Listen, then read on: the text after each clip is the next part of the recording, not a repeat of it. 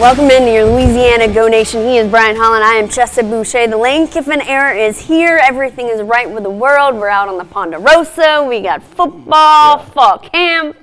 We kept saying that it was close Yes. and that it was here. Yep. And then we got out on the grass. And then we're like, oh. And we sweated a lot. But we got out on the grass. And it was great. It's just fun to see football, to hear it, Coach Joe, to smell it, to get out there. I mean, it was almost like that. It just felt like football season again. Yeah, and it was cute because all the media members are like, hey, it's good to see you. How was your summer? What's going? Like, it was so cute to see everybody. What'd you do on your break? And the buzz, yeah. Like, was the summer good? Aren't you glad we're here? Yeah. Speaking of summer, in case you didn't feel it, it's still here. It's still giving hot. us some tips. So let's talk about going into the season. What did we learn? You don't have to be college football, but what did we learn this week? So I'm not going to talk about football. Oh, throw us a curveball, Boucher. I like to keep you on your toes. Yeah. You know what I'm going to talk about? LSU women's basketball. Yeah. We're almost back there. Almost. Kind of. Well, you're counting down the days. Yes, absolutely. I'm ready to see what this woman is bringing to the court with her fits every day. Now, LSU women's basketball, they're going to play UConn this year in 2026. We've got a Kim Mulkey versus Gino Auriemma, a spicy matchup between two coaches. Right before SEC play gets underway, it's going down December 20th in Nashville.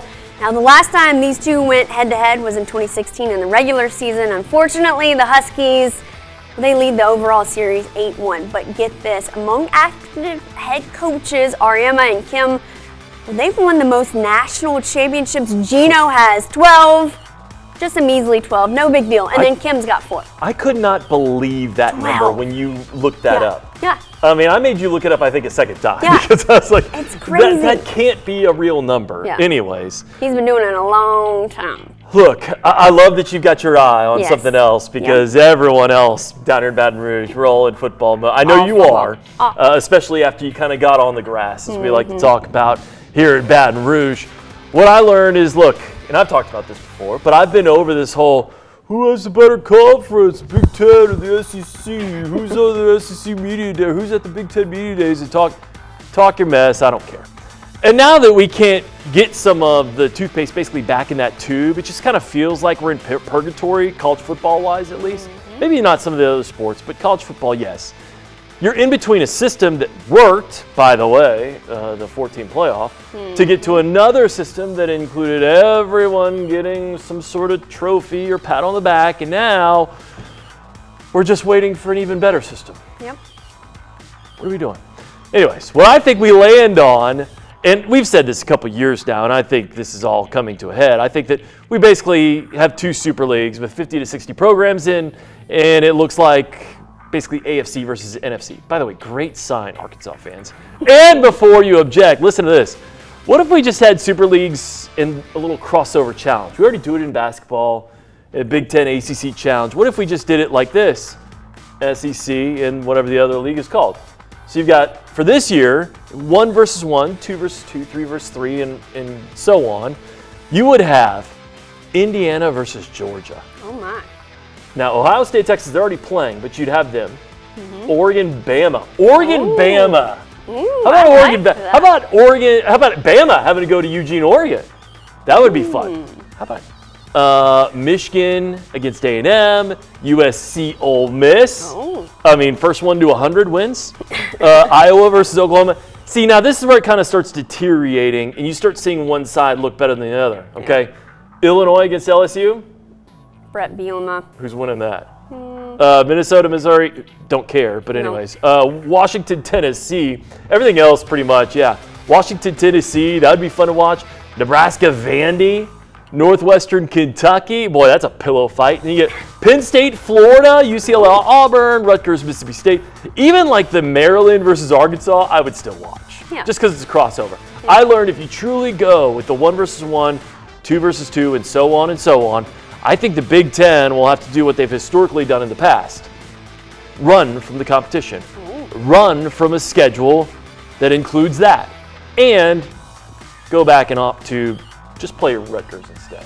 Yeah, you talked about trophies. Did you see Ole Miss with their participation rings that they got? I didn't. Yeah. No. Oh, yeah. They've got some real nice-looking jewelry for making the playoffs and getting 2 wins, but you ended up number. We're gonna need a whole other show for that. I know. All right, we won't get into that stuff. We'll talk about fall camp there. Let's take a look. Yeah. Head coach Lane Kiffin, he likes to say it's on the grass. Yes. We were out there. We did our thing in the full view of your starting quarterback for game 1, Sam Levitt. Yeah, the Arizona State transfer was out there, but I can tell you from my social media comments that everyone was all about that image. Yep. Eddie O, Coach O, Ed Orgeron back at practice after 5.5 years away from this program. Coach O making his presence, his voice heard, certainly out there. You might have been able to actually hear that all the way from Tiger Stadium, where we're now exactly 1 month away from LSU Clemson, and where Sam Levitt, the Arizona State transfer, will officially begin a new era of LSU football. I thought Sam had a great day today, really looked the best he's looked, and that was exciting to see. Looks like he's getting more comfortable with the receivers. Really, I don't look at it that he was really far behind because he did a lot of mental work, did a lot of throwing stuff in different situations, and even when he couldn't, move as well. So I think his progression's been really good, and I think he's right on pace. He looked really good. Sam's been moving around really well. And I wouldn't, if you just went out today and saw him, I don't think that you'd think there was an injury. I think he's all the way back from that. Now it's just getting up with the timing of everything. And of course, we're going to have updates every single week right here in your Geaux Nation show, a full 30 minutes of all things that man and the purple and gold, as well as full camp reports on LouisianaFirstNews.com. Coming up, reunited, and it feels so good. You got to take it on back. OBJ back in the Big Apple. Oh, the singing. I hadn't You're gotten that welcome. in a few weeks, by the way. That's nice. But first, we got plenty more there from the Lane Trade as fall camp rolls along. Come right back. It's your Louisiana Geaux Nation.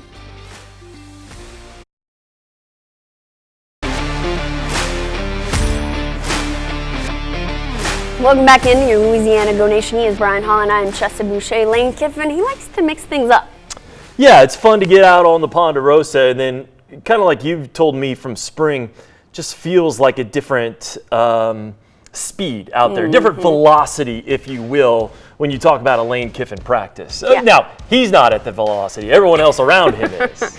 Yeah, like I said, Lane Kiffin doing things a little different this year, switching it up this fall camp schedule with morning practices on some days and night practices on others. The biggest factor now is building that chemistry with over 40 new faces on this roster. However, Kiffin and company seem to have that part figured out. I equate it to parenting, the first time you're a parent, versus if you had 6 kids now, so my 6th job, you probably do a better job and made some mistakes. And so I just think we have so much figured out now about how we do things with that it's easier for us to bring people from all over and bring them into the systems. But I also think our strength coach last night in a meeting said, man, Coach, we have very, very few problems on our team, very few attitude problems and guys not buying in or being late or any of that stuff. And I said, you tell me that every year for about 3 years now in a row. And I believe that's because it's what starts to choose you. When they come and they visit and they see how you run a program and they see the discipline, the accountability, the toughness, and how much work goes into it and how much fun they have too, but that it's going to be really, really demanding, I think that's what starts to choose you. And Lane Kiffin chose that man to come in and be a special assistant there on the defensive side. Remember though, if you're a freshman who just committed to LSU and now you're on the roster, you're there at practice, you're now seeing and being coached by this man that you probably saw as like an 10, 11, 12-year-old. You were watching him win a national championship for the state of Louisiana in Louisiana. So a lot of these newcomers hold Coach O in very high regard. Coach O was actually my dream coach growing up. Like, I really fell in love with the Tigers. Really, that 2019 season, watching them, that was like the greatest college football team I ever watched growing up. And Coach O actually recruited my dad into college and Coach Sims. So it was always my dream that Coach O would be my coach. I remember when I watched the 2019 LSU team, I was like, I want to play for LSU one day. I want Coach O to be my coach when I come play for him. one way or another, it actually kind of all fell in place. Coach O coaching us at LSU right now. I'm at LSU. It's just a dream come true, so I just can't wait. Now on the other side of the ball, Trey'Dez Green, the expectations are so high for number 14, especially after he gave up his basketball career in the purple and gold to hopefully cash in on those projections in the NFL next season. Now get this, Green didn't start playing football until his sophomore year in high school. Right now, from the 6'7" junior, it's still a learning game. It's a lot of stuff that I still need to learn about the game of football. I've grown in the aspect of just learning the game. Like I didn't even know how to get in a 3-point stance when I made it to LSU. It was my high school football career was just a bunch of me just lining up at the outside receiver and going to get the ball, running one route really, and that was just a go ball. But I've learned to grow this game. I've learned to grow and to learn this game, and I love it so much. Like the love that I have for this game and the way that this game could create so many relationships and outlets. It has opened so many doors up for me. All right, just getting started right here in a 30-minute edition of your Geaux Nation, including Ben Miles. Yes, that Miles, son of Les Miles, talks about his new coaching venture out on the bluff here at Baton Rouge this season. But first, OBJ back in the NFL. We'll hear from one of his former teammates. That's next.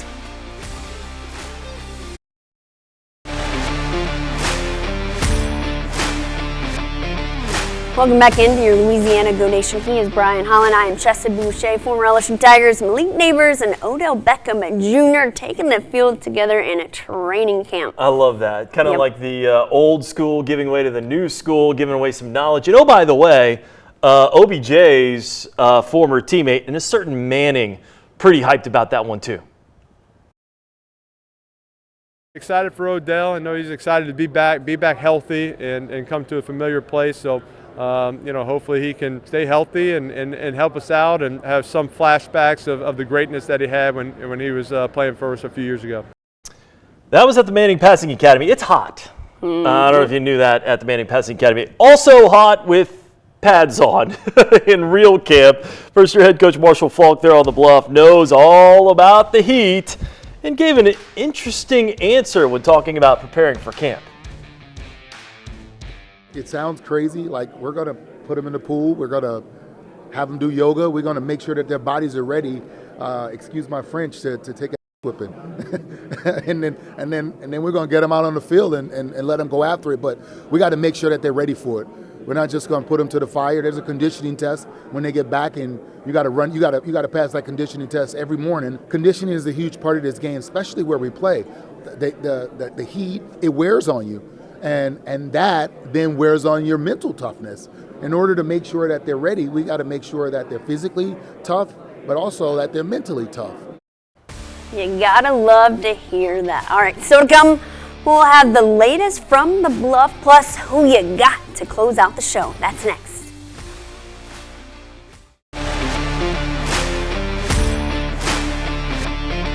Welcome back in your Louisiana Geaux Nation. He is Brian Holland. I'm Chessa Boucher. Over on the bluff, one of their up-and-coming coaches is a familiar face to the 225. Yeah, we got to cover him in high school. But Ben Miles, obviously son of former LSU head coach Les Miles, now starting out his coaching career. And by the way, one of my favorite training grounds as a reporter, up on the bluff. Covered the Southern Jaguars. He's cutting his teeth up there as well and visited with our very own Brendan Fairbairn.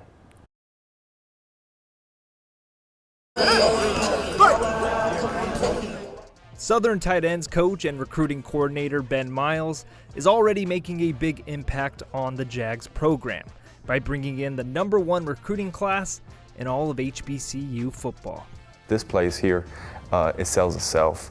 The pride that the alums have in this place, it's a rich tradition here. You're recruiting to one of the best cities to play college football in America. This stadium is one of the premier stadiums in FCS, and it's one of the premier environments. A part of the historic recruiting class is size in the tight end room, adding a 6'9" transfer from Mississippi State and other FBS transfers who are either 6'5" or taller. Tight ends have to be the mold of the offense. I mean, tight ends are, one, they're the glue guys because you've got to be in combination with the tackle. You have to be able to run routes like you're a receiver. And then, where's the edge in your game? Once I've said, okay, he can do a lot of things, but really, what's his strong point? Does he just dominate the edge for us? Is he a real matchup disadvantage for the defense? Miles and the rest of the coaching staff didn't just sign players for their size and talents. They made sure the players would fit the culture they are trying to build on the Bluff. This Southern team is full of guys that are willing to buy in, that are willing to do what we're going to ask them to do. There's some talent on the roster, but I really, really expect this team to play together well and to bring guys down to the fourth quarter and outwill those guys. So there's a tremendous amount of growth that has to happen. We're getting better every day. Reporting on Southern football for your Geaux Nation, I'm Brendan Fairbairn. Going to keep our eye on Mr. Ben Miles up there. All right, still to come, we pick our dark horse teams for the 2026 college football season. Are they sleeping on Lane and Company? Our answers next.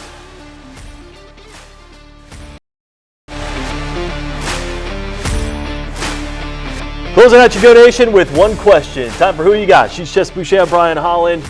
Dark horse for this season does not have to be LSU. Who you got? I think it's Auburn. I think Alex Golesh is a great play caller. He's got his OC that came over from South Florida, plus his quarterback.